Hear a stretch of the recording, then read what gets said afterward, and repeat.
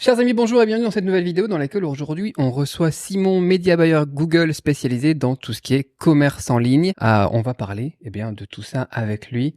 Quelles sont les différences avec Facebook? Pourquoi c'est intéressant? Quels sont les KPIs auxquels il faut faire attention? Voyons tout ça en détail avec toi, Simon. Alors, est-ce que, avant de commencer, tu pourrais te présenter à l'audience qui ne te connaît pas? Tu es un des hommes de l'ombre. Bien sûr. Donc, Simon, j'ai 33 ans. Je suis originaire de Lille, donc dans le nord de la France. Je suis de formation ingénieur, donc bac+5. J'ai fait 2 ans de rat race avant de me dire que finalement, la vie n'était pas faite pour travailler pour un patron. Donc, j'ai démissionné pour faire du e-commerce. Donc, il y a 3 ans et demi maintenant. Et donc, depuis 3 ans et demi, pour beaucoup de projets e-commerce. Et depuis 1 an, j'ai créé mon agence marketing sur Google Ads. Donc, pourquoi Google Ads? C'est une plateforme sur laquelle j'ai eu des super résultats par le passé. C'est une plateforme où je sais que beaucoup d'e-commerçants ou de personnes ont des difficultés. C'est pour ça que j'ai choisi cette plateforme. Et c'est aussi, effectivement, là où j'avais les meilleurs résultats. Donc, ma spécialité. Ok, donc tu t'es mis vraiment à fond sur Google Ads parce que toi, tu avais de meilleurs résultats. Mais pourquoi déjà, pourquoi faire de la pub? On va faire étape par étape parce que je sais qu'il y a des gens qui vont nous regarder et qui font même pas encore de Facebook Ads, qui disent il faut faire du SEO, il faut faire du tout gratuit, etc. Allons-y étape par étape. Ensuite, on verra les différences Facebook, Google et les choses comme ça. Quelle est l'importance de faire de la publicité en ligne pour les entrepreneurs? Tout simplement pour être visible. Sans publicité, on n'est pas visible. Et moi, ce que j'aime bien dans la publicité payante par rapport à tout ce qui est SEO ou les choses plus organiques, c'est qu'on a des réponses beaucoup plus rapides. Le SEO, on peut mettre des mois et des mois à ranker avant de savoir si notre offre plaît, avant de savoir si notre produit plaît, alors que sur la publicité payante, c'est quasiment en instantané. On met de l'argent dans la machine et on a une réponse dans les 24-48 heures. On peut réadapter, on peut tester beaucoup plus facilement, beaucoup plus rapidement. Ok, en fait, là, ce que tu es en train d'expliquer, c'est que on peut voir si le produit est product market fit avec de la publicité. Tout à fait. Moi, c'est quelque chose que j'ai beaucoup fait avec la pub Facebook. Tu mets 50 balles sur ton offre et t'as les visiteurs, tu sais si ça fonctionne, si ça fonctionne pas. Tu peux tweaker un petit peu les titres des produits, les choses comme ça, l'offre bien évidemment. Et tu vois, s'il y a effectivement de la demande comme ça, c'est mieux que d'attendre 4 mois, 5 mois que l'article rank ou les choses comme ça et de se rendre compte qu'en fait, personne n'en veut. Ok, intéressant. Parlons maintenant du coup de Google Ads. Pourquoi Google Ads? Comment est-ce que ça fonctionne? Et comment est-ce qu'on peut présenter ça à des personnes qui sont pas familières avec Google Ads, par exemple les personnes qui utilisent Facebook ou TikTok Ads? Ok, donc déjà c'est Google Ads, c'est très complet. Il y a beaucoup de réseaux sur Google. Donc ce soit YouTube que tout le monde connaît, le réseau de recherche. Donc forcément quand je tape quelque chose dans la barre de recherche de Google, c'est forcément Google Ads. Il y a le réseau display, c'est tous les petits encarts publicitaires que tu peux avoir sur tous les sites internet. Il y a le catalogue aussi Discovery. Discovery là, ce qui est beaucoup plus ciblé sur le Gmail et sur les petites pubs qu'on peut voir sur le côté sur YouTube. Et j'en oublie un. Et forcément aussi très important pour les e-commerçants, Google Shopping. Donc Google Shopping qui est le catalogue de Google et qui peut s'intégrer aussi sur différents sites et donc ça augmente vraiment la visibilité quoi. Donc tous ces canaux au service de Google Ads et c'est très puissant parce que il y a une grosse visibilité et par rapport à Facebook qui se restreint on va dire sur un fil d'actualité ou sur des stories. Là on est sur quelque chose de beaucoup plus large avec du Gmail, du YouTube, des sites internet et donc au niveau visibilité c'est beaucoup plus gros que Facebook, pardon, que Meta. Que Meta, effectivement. En fait, quand tu expliques ça, moi, je connais Google Ads pour l'avoir utilisé aussi personnellement avant que tu bosses avec nous. C'est quand même beaucoup de choses. C'est beaucoup de paramètres, beaucoup de possibilités, effectivement, pour faire tes campagnes, beaucoup de réseaux différents. Et j'ai envie de dire, moi, si je devais expliquer ça, c'est une usine à gaz. C'est vrai. Maintenant, toi, tu maîtrises, effectivement. Et sur la fin de ton message, là, tu disais que on a quelques différences avec le réseau Meta, qui est beaucoup plus en display sur les fils d'actualité, etc. Est-ce que tu peux aller plus loin dans les différences entre Google Ads et Facebook Ads, éventuellement TikTok Ads, et est-ce que tu peux dire quels sont les avantages de Google Ads par rapport à eux? Ok, donc déjà, moi si je devais comparer les deux, je dirais que Facebook, c'est un algorithme très puissant. Tout le monde l'utilise de manière, enfin en tout cas pour vérifier une offre. Je pense que c'est l'algorithme le plus puissant et c'est vraiment quelque chose qui permet de se confronter rapidement à son produit. Il y a énormément de possibilités de faire des heures de programmation sur Google. Et donc, pour un débutant, déjà, je conseillerais jamais de tester une offre ou un produit sur Google, à moins de maîtriser et le marketing et Google. Donc déjà, je pense que c'est la première différence. La deuxième différence, pour moi, c'est que Facebook est beaucoup plus large. On fait confiance à l'algorithme. Tout se joue sur les créatives. On met des créatives, on envoie sur Facebook, on laisse l'algorithme travailler et on espère avoir des ventes. Sur Google, par rapport à tous les types de campagnes que j'ai énoncés, tous les types de campagnes ont une stratégie différente. Il y a certains canaux qui s'utilisent beaucoup plus en retargeting qu'en cold et d'autres canaux qui peuvent être alimentés par du cold et par du retargeting. Ça, c'est aussi très intéressant. Et l'autre point que moi j'adore sur Google, c'est qu'on peut alimenter, donc souvent, moi les e-commerce que j'accompagne ont déjà du Facebook Ads, du TikTok ou du Pinterest. On vient mettre le pixel Google alimenté par la data Google et après, effectivement, avec toutes les campagnes intelligentes ou tout ce que Google permet, on a déjà de la data pour pouvoir lancer du cold efficace dès le début. Donc c'est beaucoup plus Google beaucoup plus à alimenter avec de la data et avoir beaucoup plus d'expérience que Facebook où finalement tout repose sur l'algorithme et les jours où ça marche tout va bien, les jours où ça marche pas tout va mal. En plus au moment où on fait le podcast là, ça fait 3-4 jours que tout le monde rage sur Facebook, sur Meta. Donc je pense que c'est le bon moment pour repréciser ça. Ah, il y a 3 semaines aussi, on a eu le coup du jour au lendemain, plus de ventes ou bien les CPM qui explosent. Enfin, c'est de la folie. Facebook, c'est donc plus de stabilité alors, du coup, sur Google Ads. Beaucoup plus de stabilité. C'est vrai que ça, c'est un point très important, beaucoup plus de stabilité, du temps, peut-être beaucoup plus besoin de data beaucoup plus forte que sur Facebook pour pouvoir optimiser. Mais une fois que c'est sur les rails, c'est un gros paquebot et ça bouge très peu par rapport à Facebook. Alors, moi, Google Ads, je le connais surtout avec ce qui est search, tout ce qui est en rapport avec le Search Intent, ce qui est avec le Google Merchant Center. Tu parles aussi de quelque chose qu'on évoque très rarement quand même au niveau de la pub Google, c'est le retargeting avec Google. Comment est-ce que tu gères ça? Donc déjà, c'est donc l'alimentation pour le retargeting, ça peut venir aussi bien du cold Google que du cold des deux autres plateformes. Donc comme je disais, ça peut être n'importe quelle plateforme, TikTok, Facebook, Pinterest. J'utilise tous les canaux de Google pour faire du retargeting. Donc très intéressant, c'est par exemple le display, comme on disait tout à l'heure, c'est des CPM pour du retargeting aux environs d'€1 pour 1000 impressions. Donc c'est assez violent parce que une fois que la personne est venue et s'est connectée une fois sur le site, elle voit l'offre partout. Elle va sur YouTube, elle va sur Google, elle va sur son Gmail, elle va sur n'importe quel site, elle voit l'offre. Et en règle générale, ce que j'entends de moi mes propres business ou les business de mes partenaires, c'est une fois que la personne est venue, il y a beaucoup de messages de clients en dire j'en ai marre de vous voir partout quoi. J'ai ouvert une fois le site, j'ai mis une fois au panier et je vous vois partout. Et pour un peu qu'il y ait une voix off ou des vidéos YouTube, c'est assez violent quoi. Ouais, effectivement, en fait, si tu mets du retargeting Facebook, du retargeting Google et un petit peu de Taboola Outbrain, c'est ça. Et c'est fini là, ouais, tu domines le truc, les gens ils voient que toi quoi. Et c'est bon, c'est très efficace. On n'en parle pas beaucoup, ça sort un petit peu du sujet, mais bon conseil. Question. Alors, une des plus grosses questions pour les débutants, comment on a posé aussi dans ma communauté quand ils ont su que j'allais te rencontrer et faire cette interview avec toi, c'est la question des budgets. Comment est-ce qu'on détermine le budget à allouer à une campagne Google Ads, en particulier pour les entrepreneurs qui ont un capital limité, un apport limité? Déjà, bon, c'est pas une dépense, c'est un investissement, machin chose, mais quand même. Combien est-ce qu'on doit mettre sur la table si on veut avoir cette data? Tout à l'heure, tu disais aussi, il faut avoir beaucoup de data pour que ça soit sur le rail, ensuite c'est un paquebot, machin. Alors, c'est toujours une question qu'on me pose, c'est toujours une question que je trouve très délicate. Donc déjà, dans le terme du retargeting, pour moi, quand on a un produit de market fit vérifié sur Facebook, avec un taux de conversion correct et qu'on est bien rentable en cold sur Facebook, il n'y a pas de raison de pas utiliser tous les canaux de retargeting de Google et de pas être rentable dès le début. Donc, quand il y a un produit de market fit, pour moi, tous les canaux doivent être rentables, et la question se pose très peu. Si c'est pour faire du cold sur Google, c'est quasiment impossible de répondre dans le sens où ça joue beaucoup au coût par clic et au coût de diffusion. Donc par exemple une niche qui aurait un coût par clic à quelques centimes, on va dire 2-3 centimes, avec une autre niche avec beaucoup plus de demandes, beaucoup plus d'enchéreurs et on arrive à 2-3 euros le clic, on n'est pas du tout sur le même jeu, on est sur un rapport de x100 et du coup pour avoir de la data ça va pas du tout être le même prix, il va falloir beaucoup plus cibler dès le début. Donc c'est très compliqué à répondre à cette question, voire impossible.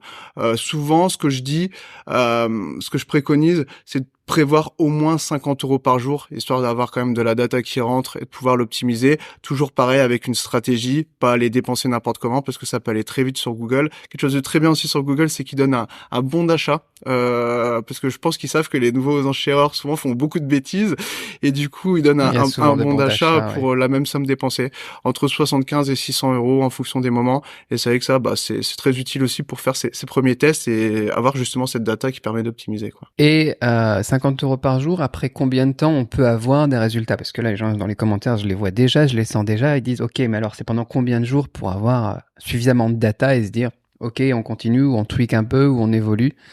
Une semaine, 2 semaines, un mois? Là, on essaie de spécialiser sur le réseau de recherche parce que si je prends Display Discovery ou même le shopping, je pense qu'on s'en sortira pas. Sur le réseau de recherche, après c'est en fonction du nombre de mots-clés ciblés aussi. Plus j'ai de mots-clés ciblés, plus je dois mettre du budget pour savoir si les mots-clés que j'ai ciblés sont bons. Donc si j'ai ciblé 2 mots-clés, sur 100 €, pas de vente, je vais pouvoir dire je coupe pas ou analyser. Si j'ai 100 ou 200 mots-clés, on est déjà plus sur les mêmes échelles et donc là besoin de plus de data. Mais parce que en fonction aussi de mes clients, du cash flow qu'ils ont à ce moment-là et du scaling en progression, avec de la maîtrise, moi j'arrive à trouver de la rentabilité sur du search cold, on va dire après 200 €, 250 € de dépenses. Je sais que j'ai à peu près assez de data pour pouvoir commencer à optimiser, mais je vais perdre du temps par rapport à nos limites et pouvoir injecter du cash et avoir vite de la data, quoi. Donc après, c'est toujours une question de stratégie, de connaissance de la plateforme, qui vont changer le fait que ça s'optimise vite ou pas, quoi. Effectivement. Et quand tu vas attaquer ça aussi, il y a le search intent et les mots-clés qui peuvent varier beaucoup aussi. Tu parlais de mots-clés qui sont chers, mots-clés qui sont pas chers, mais pour une thématique donnée, moi je pense à mon business qu'on a étudié ensemble, j'ai des mots-clés qui sont à 1 €, 2 € ou 1 € et des brouettes, et j'ai des mots-clés qui sont à 5 centimes. Mais le search intent est totalement différent aussi. Quand tu attaques, toi, quelque chose de nouveau, tu vas aller chercher du search intent achat vraiment ou information, ou quelle est la stratégie? Alors beaucoup de gens, d'ailleurs, je pense que tout le contenu que j'ai consommé sur Google disent qu'il faut absolument des recherches avec intention d'achat. Tout le monde dit ça. Là forcément quand on est sur une intention d'achat, d'ailleurs moi j'utilise beaucoup SEMrush, c'est limite en rouge, intention d'achat, c'est là où il faut aller, enfin c'est en vert pardon. Intention d'achat, c'est là où il faut, c'est ces mots-clés qu'il faut acheter. C'est très rentable. On se doute que quand les gens tapent quelque chose sur Google, c'est qu'ils sont intéressés. Donc si l'offre fit avec leur demande, il n'y a pas de raison qu'ils vont pas au bout. C'est des canaux sur lesquels j'ai des bons résultats. Il y a plus de concurrence. Plus de concurrence. Par contre, quand on est bon, il n'y a pas de problème. Et c'est pour ça qu'un product market fit sur le réseau de recherche, si on répond aux bons mots-clés et qu'on s'égare pas, il n'y a pas de souci.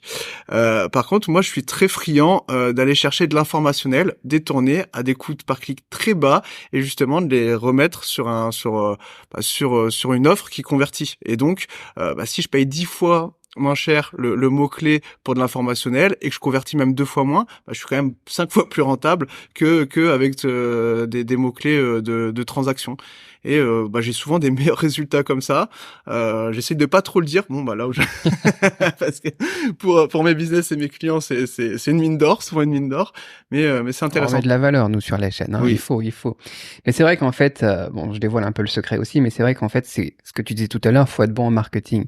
Si tu vas sur quelqu'un qui cherche de l'info et qui est pas forcément sur l'intention d'achat tout de suite, et que tu l'aides à passer à l'étape suivante, que tu connais les différents niveaux de connaissance, des problèmes, des solutions, des choses comme ça, tu peux faire des choses effectivement qui sont exceptionnelles. Ça demande plus de boulot, c'est moins, en fait, les gens ils cherchent souvent la facilité, c'est-à-dire que même si on l'explique aux gens, beaucoup vont pas le faire parce que c'est facile d'aller chercher juste l'intention d'achat, le clic plus cher, voir les taux de conversion, tweaker un petit peu l'offre, les prix et les promos, les choses comme ça, et rester sur ça, parce que faire passer les gens dans un tunnel complet, un funnel, un entonnoir, on appelle ça en français plutôt, et les aider à passer de l'étape de je connais que j'ai un problème à je connais qu'il y a l'existence d'une solution à je vais ensuite acheter. Pour beaucoup de gens, c'est fatigant, ils vont pas se casser la tête de toute façon, donc voilà. Toi, tu vas vraiment au bout des choses et c'est quelque chose qui donne des résultats. Effectivement, on a des très bons résultats avec ça. Optimisation, du coup, maintenant, puisqu'on est là-dedans. L'optimisation des campagnes Facebook, on connaît, on change les créatives, on tweak un petit peu la page, on supprime ce qui marche pas, on garde ce qui marche. Est-ce que c'est différent? Quelles sont les bonnes pratiques, en fait, pour optimiser les campagnes Search Display, Google Shopping, pour augmenter, déjà assurer et ensuite augmenter la rentabilité à long terme? Alors, par rapport à... Ton boulot au quotidien, c'est quoi en fait? Une fois que tu as un client comme ça, tous les jours, qu'est-ce que tu fais? Alors, par rapport à Facebook, déjà, ma vision de Facebook, c'est effectivement beaucoup dans la créative, test de créative et des décisions très binaires. C'est rentable, je laisse. C'est pas Tout à fait. rentable, je cut. Je relance des autres adsets, des nouvelles campagnes et j'essaye de scaler comme ça. Donc, il y a plusieurs techniques, scale enfin, on dirait, enfin, bref. Sur Facebook, on est quand même sur quelque chose de binaire. Sur Google, déjà, tous les types de campagnes sont totalement différents et du coup, on peut pas faire une généralité par rapport à ça. La première chose, c'est il y a des campagnes sur lesquelles il y a du design et aussi une partie visuelle, que ce soit le display, forcément c'est des encarts publicitaires, que ce soit Discovery, tout ça forcément c'est aussi un test de visuel comme un test de catching phrase. Par rapport à Facebook, il y a beaucoup plus de tests de catching phrase sur Google que sur Facebook. En fait, on va aller chercher toutes les variantes de phrases qui peuvent accrocher ou pas la personne et la faire convertir. On sait que tout vient beaucoup de la créative. Quand on clique, il faut que le clic soit qualifié et du coup, bah, il y a beaucoup de textuel aussi à optimiser. Donc, pour répondre à ta question, forcément, il faut avoir de la data qui soit rentrée et après une fonction de la data. C'est un peu sur le principe des visuels, c'est un petit peu on prend la décision de cut ou de scaler en fonction des résultats. Un peu comme Et sur la Facebook. partie comme Facebook. Finalement, ça assez proche de Facebook, sauf que bah, c'est pas qu'une simple créative, quoi. C'est des créatives, mais avec et du textuel et une partie visuelle. Ouais, la partie catching phrase, c'est un petit peu comme le hook sur TikTok, comme le titre d'une page de vente en copywriting. C'est plus ça qui va être, on va dire, influent sur le résultat de la pub. Hook et description. Par exemple, si je prends le réseau de recherche, t'as toujours 2 ou 3 hooks, on va dire, comment dire, grande description, et après t'as 2 phrases de description en dessous. Et tout ça mélangé, bah tu peux faire énormément d'A/B tests, quoi. Et bah tu laisses souvent Google travailler de manière intelligente pour A/B tester tout ça, mais il faut bien l'alimenter avec tous les aspects du marketing qui vont faire que derrière ce sera des ventes. Et au niveau de l'intelligence de Google, est-ce qu'on a des choses comme Facebook qui devient quand même très puissant maintenant, tu lui balances quand même quelque chose et tu choisis une audience très générale et l'algorithme, maintenant t'as même plus besoin de lui dire bah tiens t'as telle audience, tel âge, machin chose, des personnes qui sont intéressées par le shopping, des mamans qui ont entre 30 et 50 ans. Est-ce que Google il devient aussi de plus en plus intelligent en fonction de ce que tu lui donnes pour trouver les meilleures solutions, optimiser automatiquement les campagnes? Alors moi j'ai toujours trouvé intelligent, mais du moment que tu t'en sers bien. Parce que Google, par rapport à Facebook, déjà Facebook c'est un petit peu dans cette lignée-là, mais Google on se rend vraiment compte que tout est fait pour dépenser de l'argent. Tout est facile pour dépenser de l'argent. Et si on écoute les conseils Google, on dépensera plus, toujours avec la vision de gagner plus, mais on gagnera beaucoup moins. Donc Plus de chiffres mais moins de rentable. ouais, je dirais que c'est quand même pas si intuitif que ça et beaucoup de conseils de Google sont donnés pour dépenser, quoi. Je vois beaucoup, enfin l'erreur basique souvent quand je vois un compte, c'est que les gens se disent la campagne search branding, elle va être rentable, je peux le faire moi-même. Souvent les gens se disent ça et ils programment la campagne directement avec les propositions de Google, sauf que c'est des mots-clés de manière très large et derrière ils enchérissent sur des mots-clés, leur brand par exemple, le nom de leur brand, avec derrière arnaque, avec derrière code promo, avec derrière, mais tout ça c'est des mots-clés très chers, hein. C'est des mots-clés au-dessus de 2-3 euros qui feront jamais une vente parce que quelqu'un qui tape code promo avec le nom de ta brand, il veut un code promo, il veut pas acheter directement. Quelqu'un qui tape arnaque, il veut se confirmer que c'est une arnaque. Il va pas cliquer Arnaque c'est mauvais. Code promo, on pourrait après l'orienter vers une page spéciale avec un petit code promo. Une page spéciale avec un code promo, c'est intéressant. Mais là, je conseille plus d'aller en SEO. Les mots-clés sont très chers. C'est vrai. Et en SEO, ça va ranker très vite avec le nom de la brand. Sinon, c'est... Mais arnaque, ça c'est mauvais. Ouais. Mais je vois des comptes qui enchérissent sur le nom de leur brand et arnaque. Et ça coûte très cher. Au pire, se ranker en SEO aussi là-dessus pour avoir justement des pages en disant ah tiens, est-ce que ça c'est une arnaque ou comparatif entre deux services, il y a le tien, il y a celui d'un concurrent, des choses comme ça. Ça peut être pertinent, mais même enchérir là-dessus, c'est mauvais. Oui, mais les gens se rendent pas compte. Ils savent même pas qu'ils enchérissent là-dessus. En fait, ils ont suivi le truc Google. Ouais, ils ont suivi Google, ça balance et Google balance avec le budget. Ouais, purée. Ou les autres solutions qui vendent des prestations Google retargeting, mais qui sont basées aussi sur, qui se rémunèrent sur les ad spend, forcément qu'ils vont acheter ces mots-clés là aussi. Parce que les campagnes risquent de rester rentables, mais en même temps, pourquoi se priver d'un 30 centimes pour un clic quand là, c'est quelque chose qui est intéressant. Par exemple, moi, dans le sourcing, souvent, quand je commence à bosser avec des clients dans l'import-export, je me fais payer avec un fixe relativement élevé pour les gros clients et pas forcément de com sur les achats. Parce que si tu te prends une com sur les achats, bah, t'es tenté de tout faire pour ne pas réduire trop le prix du sourcing, parce que si tu réduis le prix du sourcing, tu gagnes moins. Voilà, tous les gens qui bossent avec des agents, il faut se rendre compte que l'agent, il a intérêt à acheter plus cher s'il est rémunéré à la com. Là, ce que tu viens d'évoquer est aussi intéressant. Toi, tu te rémunères comment? Du coup, tu te rémunères pas sur les ad spend? Non, je me rémunère pas sur les Aspen, donc j'ai testé pas mal de choses sur l'année et demie d'agence que j'ai fait, et le modèle que je préfère finalement, c'est sur les bénéfices du client. Donc comme ça peut être que win-win. C'est sur les bénéfices du client. Au moins, c'est important, un très gros conseil, franchement, pour les gens qui regardent cette vidéo. Ça peut être un des plus gros conseils de cette vidéo d'ailleurs. Bon, on va mettre le lien de ton agence dans la description, ça c'est sûr. Mais s'il y a des gens qui veulent pas bosser avec toi, ou qui veulent choisir quelqu'un ou n'importe quoi, en tout cas, qu'ils sachent que les gens qui se rémunèrent sur les ad spend, c'est red flag, quoi. Intéressant. Après, il y a des modèles en fonction aussi sur du e-commerce, ça peut être plus simple, mais c'est vrai qu'il y a des modèles où la spend peut être une solution de rémunération avec la personne qui travaille, mais c'est vraiment des cas très très précis. Et moi, j'ai toujours tendance à croire que oui, sur la spend, c'est pas le bon modèle. C'est le bon modèle pour l'agence, mais pas pour le client. Ouais, parce que sur la spend, le client peut perdre de l'argent concrètement, alors que l'agence gagne de son côté, quoi. Tout à fait. Quels sont, du coup, ça c'est intéressant, parce que ce qui est important, tu dis, c'est le bénéfice.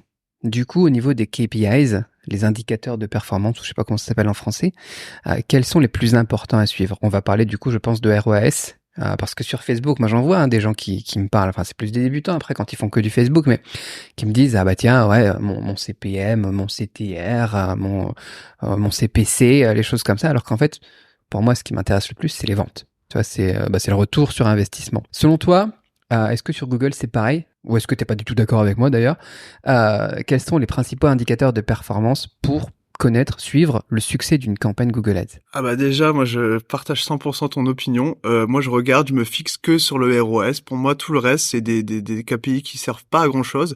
Encore plus sur Google, étant donné que tu as des datas complètement et des KPI complètement différentes en fonction du réseau. Si tu es sur le display, tu as des CPM très peu chers et des CTR très faibles. Par contre, si c'est sur le search, c'est l'inverse. Tu auras des CPM très élevés, en tout cas des coûts par clic très élevés, mais des CTR très très élevés aussi si tu achètes les bons mots-clés.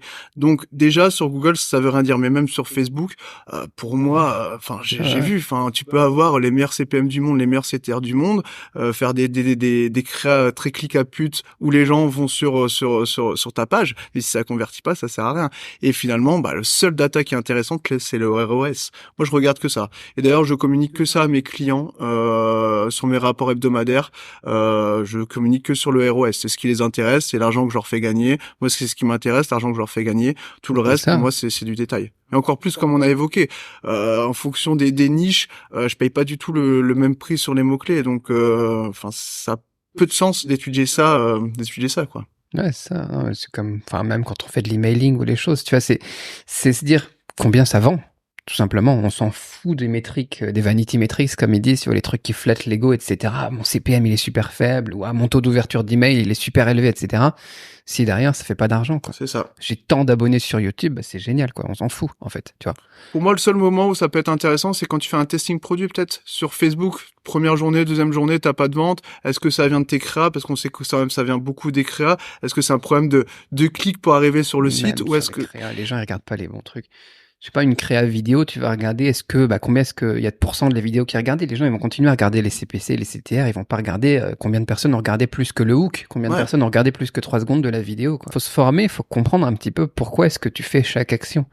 Et pas juste regarder ce que des gens disent sur une vidéo et dire, il faut viser le CTR à au moins 4%, ou on s'en fout, quoi, tu vois. Ah oui. Surtout le CPM, sur lequel t'as pas du tout la main. Il y a beaucoup de gens qui regardent ça, oui, moi j'ai un tel CPM, alors là, si tu pars du CPM, et surtout que j'ai remarqué sur Facebook, c'est ton CTR augmente quand ton CPM augmente. Donc ton coût par clic reste toujours plus ou moins la même chose. Ça change pas tant que ça. C'est vrai. Et du coup, se fier sur le CPM, il y a aucune logique parce que souvent le CPM augmente quand la qualité de l'audience est meilleure. Moi, je pense que sur Facebook, quand tu commences à lancer avec un petit peu de budget, ce qui est le plus intéressant, c'est plus de regarder au niveau du site des KPIs qui sont plus hautes dans le parcours d'achat.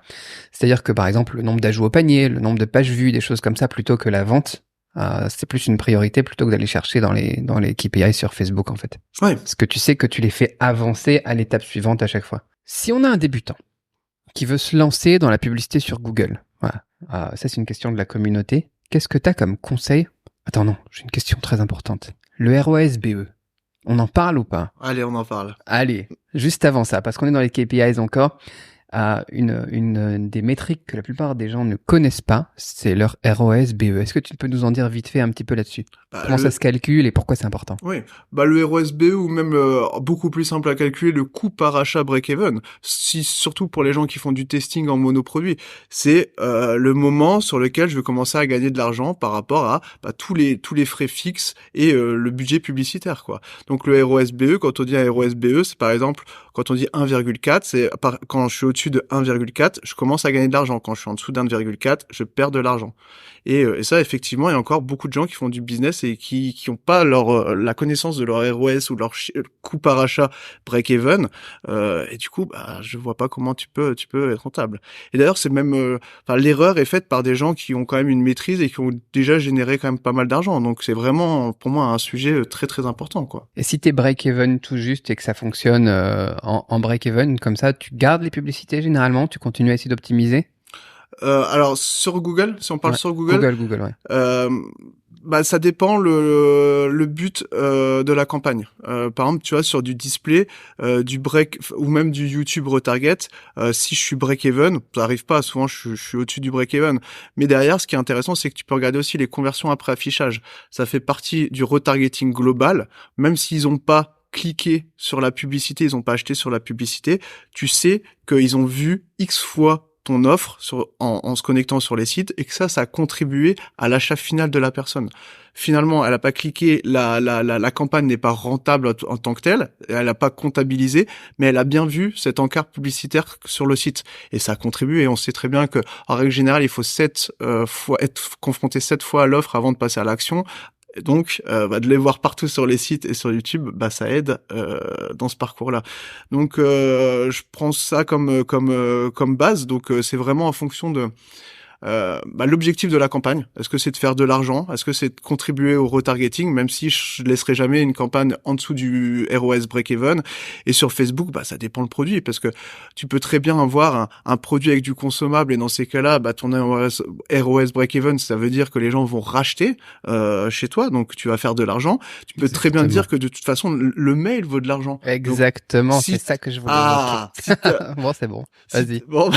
C'est ça, tu augmentes ta base client en fait. En plus, si t'es break-even, dans tous les cas, tu peux continuer. Même si un client, ça te coûte 20 € pour l'avoir et que ton truc, ça coûte 20 €, tu remplis ta base client.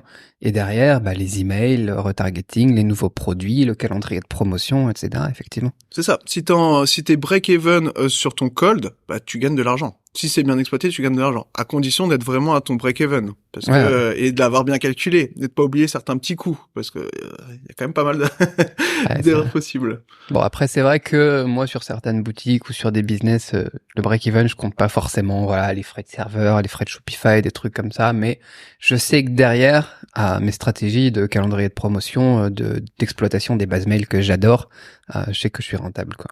Donc ça, c'est vraiment un point important. Voilà, ROSBE, donc très important dans les KPIs aussi. Je voulais l'évoquer. Revenons à la question de la communauté, qui était, est-ce que tu as des conseils spécifiques pour un grand débutant qui souhaite se lancer dans la pub Google? D'avoir une stratégie, de se former et de s'informer au maximum avant.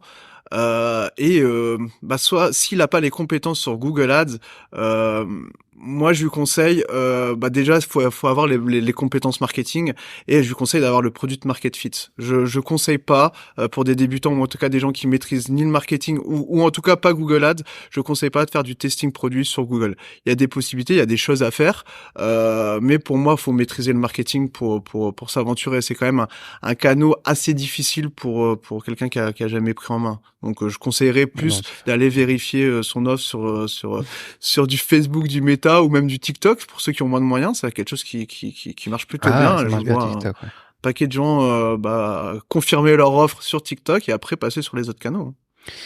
Alors, là, tu évoques un truc très intéressant. Passer sur les autres canaux, mais tu gardes Facebook et TikTok en plus de Google Ads. Si par exemple, j'ai mon product market fit, Ouais. est-ce que le choix, ça va être, est-ce que je fais du Facebook ou du Google Ads, ou est-ce que c'est de venir greffer Google Ads sur la stratégie Facebook existante? Quel est le mieux? Dans tous les cas, la stratégie existante sera du cold. Cold plus retargeting si la personne fait les choses bien. Si je fais du Facebook, je fais du Facebook cold et derrière je fais le retargeting sur Facebook. Le premier point, c'est d'aller faire du retargeting multiplateforme parce que quand t'as une brand, que tu fasses du retargeting sur TikTok, sur Pinterest, plus t'es visible, mieux c'est. Donc là, Google est effectivement un super levier. Et après, à partir de là, venir incrémenter des solutions d'acquisition depuis Google, c'est aussi très intéressant. Mais ce sera peut-être aussi dans une autre optique, une autre démarche, ou en tout cas un autre angle marketing par rapport à Facebook. Par exemple, sur Facebook, tu as testé 3 angles marketing, c'est cet angle marketing qui marche. Par contre, sur le réseau de recherche Google, peut-être que tu vas pouvoir explorer les différents angles marketing, parce que les gens, ils recherchent, mais par rapport à un problème différent. Et c'est justement là où on en vient au informationnel, ou comment... d'un problème détourné, tu peux en faire un client sur ta solution finale. Il n'y a jamais des clients qui vont te dire, voilà, maintenant j'ai lancé Google, Facebook c'est moins rentable que Google, je coupe Facebook. Ils ont mes clients en tout cas, ils ont la main sur Facebook. Pour eux, c'est le premier levier qui les a fait gagner de l'argent. Donc en règle générale, non, personne veut quitter Facebook. C'est vrai que ça, c'est vraiment le truc où personne veut quitter Facebook. Même si Facebook est capricieux, même si Facebook lui fait perdre de l'argent, j'ai l'impression c'est c'est quand même du méta et les gens veulent rester sur méta. Et ça reste une très bonne plateforme d'acquisition. Donc ok, pour un grand débutant, il valide le product market fit, ça c'est vraiment la première étape en Facebook Ads ou TikTok Ads. Et après, il vient de voir. Ou après, il se met sur Google Ads tout seul, il se débrouille quoi. Tu fais aussi de l'infoproduit. Oui. Parce qu'on a parlé beaucoup de Shopify, de e-commerce, etc. Tu fais aussi de l'infoproduit, peut-être du service, peut-être pas du service, mais je sais que tu fais de l'infoproduit. Comment est-ce que ça fonctionne l'infoproduit? Est-ce que c'est pareil ou pas? Alors justement, sur l'infoproduit, j'ai un petit peu moins d'expérience que sur les e-com. J'ai fait beaucoup de tests sur du direct response marketing, c'est-à-dire les gens, ils arrivent, ils sont confrontés à une offre et ils achètent directement. Donc je passe pas par demande, pas par capture d'email, ils arrivent, on répond à leur demande par rapport avec un infoproduit. Est-ce que ça convertit? Et j'étais parti du principe où dès que l'offre n'est pas trop chère, trop onéreuse, donc on va dire en dessous de 500 €, si on répond vraiment à la demande, il se passe quelque chose. C'est vrai, mais je me rends compte que avec des funnels beaucoup plus aboutis, avec des lead magnets, avec des séquences mail bien programmées, bien réfléchies, bien pensées, on a toujours des meilleurs résultats. Et du coup, cette approche par rapport à un produit physique où finalement, quand le besoin est évoqué par la personne, il est habitué à acheter un produit physique, il n'y a pas de problème. Direct response marketing marche totalement et de toute façon, même la capture d'email va pas forcément mener... Enfin, c'est pas le même profil. Mais du coup, sur l'infoproduit, c'est un petit peu différent, mais finalement, ça reste la même approche, sauf que en plusieurs bandes. Enfin, finalement, c'est plus en direct, quoi. Ok. Question de la communauté aussi, c'est les différents pays, les types de... Comment adapter en fait une campagne Google Ads en fonction des régions du monde où elle est diffusée? Est-ce qu'il y a des régions où les annonces elles sont moins efficaces? Est-ce que, par exemple, toi, tu cibles pour un client francophone, Belgique, Luxembourg, Suisse, Canada, Québec, France? Comment est-ce que tu dois adapter? Est-ce qu'il y en a qui sont plus rentables, moins rentables que d'autres, plus faciles, moins accessibles que d'autres? Je sais qu'en ce moment, il y a des modes aussi au niveau du dropshipping qui vont aller viser les pays du nord de l'Europe, des choses comme ça. Qu'est-ce que ça donne, toi, de ton côté, sur Google Ads? Alors sur Google, ce qui est bien, c'est qu'aussi toute la data, tu peux l'utiliser et même en fonction de ton produit, tu peux te rendre compte qu'il y a des départements ou même des régions qui convertissent beaucoup mieux que d'autres, des horaires, des jours, et tu peux tout manager sur Google. Donc ça, déjà, c'est super intéressant si on reste sur le francophone. Si on veut partir sur un marché différent, déjà, si la base de l'acquisition, c'est du Facebook, faut faire au moins aussi bien. J'en ai vu beaucoup se brûler les ailes à vouloir aller sur d'autres marchés assez rapidement. Par exemple, si tu passes par des créas de micro-influenceuses en France sur le marché francophone et que ça marche, tu dois faire au moins aussi bien si tu vas aller sur le marché allemand ou sur le marché suédois ou si t'as pas cette base de créa et toute la base qui marche sur ton marché francophone, ça ne marchera pas. Ça, c'est le premier point. Et sur Google à proprement dit, comme on a dit tout à l'heure, j'achète des mots-clés très très précis. Donc pour moi, la langue, c'est une petite barrière. J'arrive à avoir des résultats, mais j'aurai jamais les mêmes résultats à l'étranger que sur le marché francophone. Pourquoi ? Parce que j'ai les subtilités de la langue. C'est beaucoup plus simple à aller chercher des idées, même informationnelles, pour aller gratter des ventes et aller chercher encore plus de volume que j'ai pas sur les autres marchés, quoi. Donc je m'inspire de ce que je fais aux Français et je serai en grande difficulté de devoir faire du cold sur un marché étranger sans être passé par le marché francophone. Tu as évoqué les horaires. Tout à l'heure, ça m'a fait penser à Facebook, où tu lances tes pubs à 5 heures du matin. Si tu lances par exemple à 11 heures du soir, c'est foutu, t'as raté ta journée. Tu augmentes ton budget au cours de la journée au lieu de le faire à 21 heures. C'est foutu, ça sert à rien, ça fonctionne pas. Est-ce que tu as des choses comme ça aussi sur Facebook, sur Google ? Non, mais tu peux te rendre compte que sur certains produits, par exemple, tu te rends compte que tu le vends que le mardi et le mercredi matin entre 10 et 11 heures, quoi. C'est le seul créneau où c'est rentable. Tu sais pas pourquoi, tu sais pas qu'est-ce qui se passe dans la tête des acheteurs, mais tu peux très bien dire avec assez de data, bon, j'ai vu que c'est là que ça convertit, donc je dépense mon budget qu'à ce moment-là, quoi. Tu peux choisir les horaires aussi dans tu Google peux tout choisir. Ads. C'est que tu as beaucoup plus la main que sur Facebook. Sur Facebook, tu fais vraiment confiance à l'algo. C'est ce que je disais tout à l'heure. C'est vraiment Facebook pour moi. Tu fais confiance à l'algo et tu lances avec des stratégies et quand même un peu de métriques à regarder. Mais enfin le ROS. Mais sur Google, oui, tu as la main sur beaucoup de choses. Et c'est ça aussi qui est intéressant, c'est qu'une fois que tu as collecté la data, toute la data est exploitable. Et est-ce que quand tu fais du scaling, c'est comme Facebook, par exemple, tu atteins un certain budget, 200 € par jour, et après ça marche plus, il y a tout qui part en couille, etc., parce qu'ils travaillent avec des pools d'audience, un petit peu comme le TikTok organique.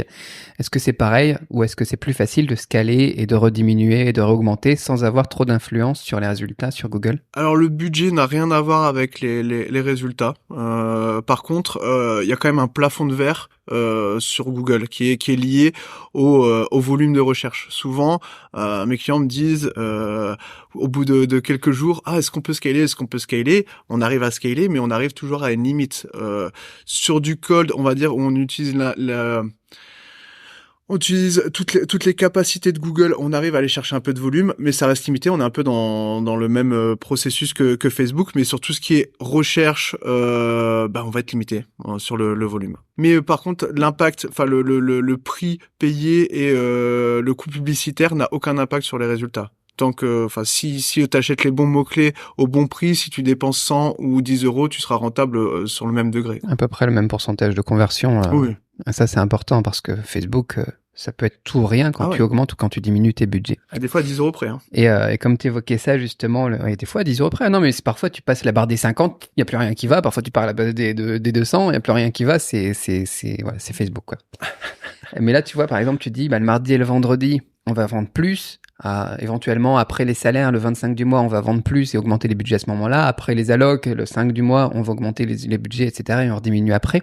Au final, toi, tu restes à peu près au même taux de conversion, en fait, quand tu scales et quand tu rediminues après, quoi. Ouais. Ça, c'est important. Cette stabilité, encore une fois, sur Google qui est très importante. Et encore une fois, l'exploitation de la data, c'est ça qui m'intéresse vraiment. Mais tu te doutes qu'avant de savoir que c'est le mardi et le vendredi entre 10 et 11 heures, faut payer des mots-clés tous les autres jours, tous les autres horaires, avant de savoir que c'est ces créneaux-là qui est le meilleur et sur lequel tu gagnes le plus d'argent. Et après, tu peux prendre le choix de cut les autres ou éventuellement d'adapter aussi. Ça peut être tout simplement d'adapter. Là où t'es break-even, tu laisses, dans la même logique que ce qu'on disait tout à l'heure, et quand t'es rentable, tu scales. Super. Pour bosser avec une agence, pour bosser avec toi, par exemple, quels sont les conseils que tu pourrais donner spécifiquement, en fait? T'as quelqu'un qui veut bosser avec toi. Toi, t'as aussi des critères. Tu veux pas bosser avec n'importe qui parce qu'ils arrivent et ils disent, tiens, je claque ça sur la table, vas-y, fais ton truc. Comment bosser bien en relation avec un client ou un client en relation avec une agence? Déjà, je pense que du point de vue du client, je vais essayer de le faire plus au point de vue du client. Enfin, moi, mes red flags sur les clients, je pense pas que ça intéresse plus que ça les gens. Si je prends du point de vue client, je pense ce qui est important, c'est d'avoir une offre et un suivi clair, quoi. Quand tu vas et que tu prends une agence, un prestataire, n'importe qui fait du media buying sur une plateforme, faut avoir de la clarté le plus possible, que ce soit sur le fonctionnement, comment je vais rémunérer ce service, et aussi sur qu'est-ce qu'il fait, tout simplement, parce que quels sont quelles sont les actions déployées pour me permettre d'atteindre mes objectifs. Et je pense que c'est ça qui est super important pour du point de vue client, c'est d'avoir cette vision et cette transparence sur ce qui est fait sur son compte et sur les résultats. Et toi, tes critères?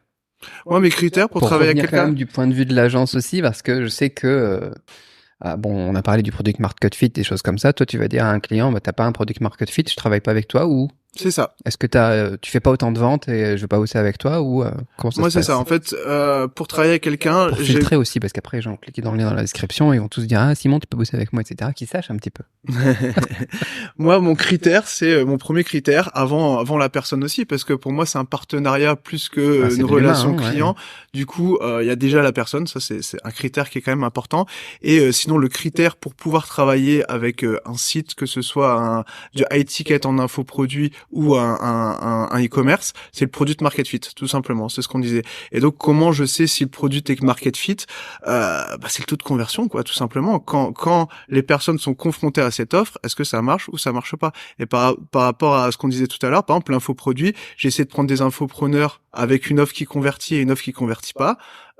Je plug, tu peux faire le meilleur media buying du monde, si l'offre ne convertit pas, tu vendras pas. Tu peux faire ce que tu veux, ça. Et du coup, comme je suis pas spécialisé dans les offres et faire des funnels qui convertissent, moi, je cherche des gens qui ont un product market fit, parce que je sais que du moment où il y a le product market fit, avec mes compétences sur Google, je vais pouvoir être rentable sur tous les moyens de diffusion de Google et mettre en place ce retargeting global plus cette acquisition en cold. Tu vas pas sauver un truc qui marche pas, quoi. Tu peux que booster un truc qui marche. Après, j'aide aussi avec mes connaissances marketing, mais une offre qui convertit pas, ça peut être une multitude de raisons, et ça c'est compliqué à les comprendre pourquoi, quoi. Et qu'est-ce que veut le marché aussi?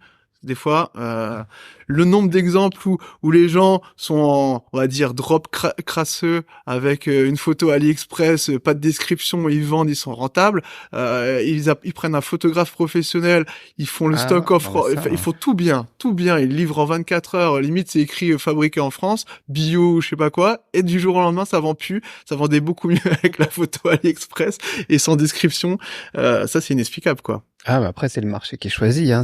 Moi, j'ai fait des pages de vente, j'ai fait de l'infoproduit aussi, tu vois, et des pages de vente dégueulasses, où on me dit, il faut que tu passes ça sur ClickFunnels, machin chose, ça sera plus joli, etc. Et tu le passes sur le machin, ça convertit moins, en fait. Ouais.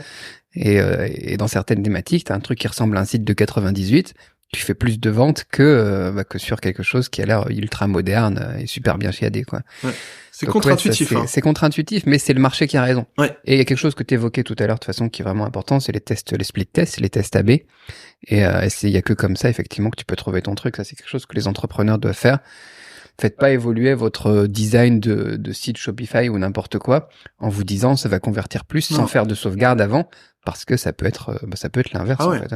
Et si j'ai un gros conseil à donner sur les tests, c'est de faire test après test, parce que le nombre de fois on teste pas plusieurs choses à la fois. Ouais. Où tu changes tout le site, qu'est-ce qui marche pas, qu'est-ce qui a changé, il faut reprendre tout, non, mais ça, c'est important aussi. Même si, en fait, tu changes tout et que tu fais 30% de vente en plus, tu sais pas ce qui a fait la différence. Et si ça se trouve, si t'avais juste changé ce point-là, tu ferais 50% de vente en plus. C'est ça. Et t'en perds parce que, t'as changé d'autres choses aussi et tu sais pas que ça impacte ton chiffre. Ouais. Bon, on change beaucoup de thématiques là. On s'éloigne un petit peu du sujet, mais après, ça fait partie des tests au quotidien aussi, dans les Google Ads et dans les Facebook Ads, les créatives, les choses comme ça, les split tests. C'est quand même une bonne mentalité à avoir pour les gens qui nous suivent. Bah écoute, ouais, je pense qu'on a fait un petit peu le tour. Qu'est-ce que tu voudrais évoquer de plus auquel j'aurais pas pensé? J'aimerais bien juste rebondir là, même si on s'éloigne du sujet, sur les A/B tests, parce que j'en vois beaucoup en ce moment et je trouve il faut quand même toujours garder une logique. Il faut aussi se dire qu'il faut assez de data avant de prendre une décision, parce que je vois beaucoup de gens et beaucoup de débutants sur du Facebook Ads. C'est de la statistique. Ouais, il est 11 heures du matin, il y a un taux de conversion de 3% de moins que la veille. Ah, c'est le drame. Je coupe. Et il y a plus rien qui va. Et finalement, non, c'est juste une variance, surtout à petit budget. Et pour un A/B test, c'est un petit point sur lequel je veux tester et surtout il faut avoir quand même de la data, il faut quand même avoir du contenu pour savoir si ça a marché ou pas marché. Et c'est ça que je vois beaucoup, quoi. Et mais par contre, je rejoins totalement ce que tu disais. J'aimerais rappuyer là-dessus, c'est que finalement le product market fit, c'est pas, ça se voit directement, quoi. En règle générale, c'est jour 1, c'est rentable sur Facebook. Là, tu sais que t'as un product market fit, t'as fait 10 produits avant, t'as toujours galéré pour être ROS break-even, t'en lances un à l'arrache et celui-là il marche. Là, tu sais que tu tiens quelque chose, quoi. Et le marché a raison et le marché donne sa réponse en règle générale très très vite, quoi. C'est vrai. Ouais, la statistique, les tests AB, la statistique, c'est important de se rappeler qu'il faut que l'échantillon soit suffisamment grand pour qu'il soit représentatif. Et même avec un grand échantillon, en fait, généralement, t'es sûr à 95 ou 99%. Donc, il y a toujours des risques à toujours envoyer au moins 1000, 2000, 5000 personnes sur les pages pour voir si, effectivement, ça convertit mieux ou ça convertit pas mieux. Tu peux pas juste changer ta page et après quelques heures te dire, sauf si t'as du gros budget, encore une fois, et si t'es à 50 euros par jour ou n'importe quoi. Même quelques heures. C'est sur une variance d'une journée, parce que, surtout avec du Facebook, parce que je vois Facebook, tu peux avoir toutes tes ventes sur 1 à 2 heures de la journée. Tu peux avoir toutes tes ventes de 6 heures à 9 heures et puis rien de la journée. C'est quand même incroyable. Et si tu fais ton test entre 9 heures et 19 heures. Parce que Facebook, lui aussi, il va piocher dans les poules d'audience et effectivement, peut-être qu'il va trouver un bon truc en fin de journée. Là, tu fais 4, 5, 10 ventes, en fonction de ton budget, si t'es à 50, 200 euros, tu vois. Et effectivement, c'est pas représentatif si t'es sur un petit budget, encore une fois, si t'as pas suffisamment de data. Ouais. Après, si t'as un budget à 400, 500 euros, en quelques heures, tu peux déjà avoir des infos quand même. Oui, c'est sûr. Si t'as quelque chose de très lisse, qui varie très peu, tu peux avoir des données sur 2 jours, oui. Carrément. Bah écoute, merci pour tous ces conseils. Il y a eu quelques petites pépites, c'est pas mal. Et écoute, le point essentiel pour toi, pour résumer un petit peu toute cette conversation qui fait quasiment 1 heure déjà, ça serait quoi? Le point essentiel, si je devais résumer, je dirais, il faut trouver votre offre et votre product market fit. C'est le premier point. Et à partir de là, le proposer le plus possible en acquisition call sur toutes les plateformes et en retargeting sur également toutes les plateformes. Parce que du moment où il y a un product market fit, avec un travail cohérent, ça se vendra sur toutes les plateformes. Toi, tu peux pas aider pour Facebook Ads, TikTok Ads? Non, ça m'intéresse pas. Non, ça m'intéresse pas. Ok, écoute, tes services dans la description, si tu peux les présenter brièvement. Donc toi, ton offre, si tu devais expliquer ton offre qui est Product Market Fit en 15 secondes. Alors, mon offre, c'est juste des frais de setup et après, je me rémunère sur le pourcentage des bénéfices. Je m'occupe de tout de A à Z. Donc, pour les e-com, ça va aussi jusqu'au Merchant Center et donc le catalogue, parce que c'est quelque chose un peu plus tricky, un peu plus poussé que juste du Google Ads. Et je m'occupe de tout de A à Z pour les clients, donc tous les types de campagnes qu'on a évoquées, que ce soit les visuels, les catching phrases, les A/B tests, et je fais des rapports hebdomadaires par rapport à tout ça, avec, comme je disais tout à l'heure, que le ROS, parce que finalement c'est ce qui intéresse mes clients, c'est que le ROS. Et voilà mon offre. Donc frais de setup, après je me rémunère que sur les pourcentages des bénéfices. Donc done for you de A à Z. Totalement. Quand on veut te contacter, du coup, comment ça va se passer? Les gens vont cliquer sur le lien dans la description. Sur quoi ils arrivent? On va donner mon Telegram et mon Instagram. C'est les 2 plateformes. On t'envoie un message, tu planifies quoi? Un call? En fonction, je discute avec la personne aussi à voir, et après, sinon, c'est Calendly, si ça répond, et après, on échange. Je peux expliquer plus en détail le process Google Ads. J'ai des petites slides qui vont bien, et après, on voit si on peut travailler ensemble, quoi. Ok, top. Bon, je vous laisse regarder tout ça. Si vous avez des questions, laissez dans les commentaires. Éventuellement, on fera d'autres interventions pour compléter un petit peu tout ça. J'aurai des petites vidéos qu'on avait enregistrées l'autre fois, mais j'ai eu des problèmes, donc je vais recycler aussi, qui arriveront sur la chaîne. Et puis, merci. Merci à toi. Et puis, à très vite. À très vite.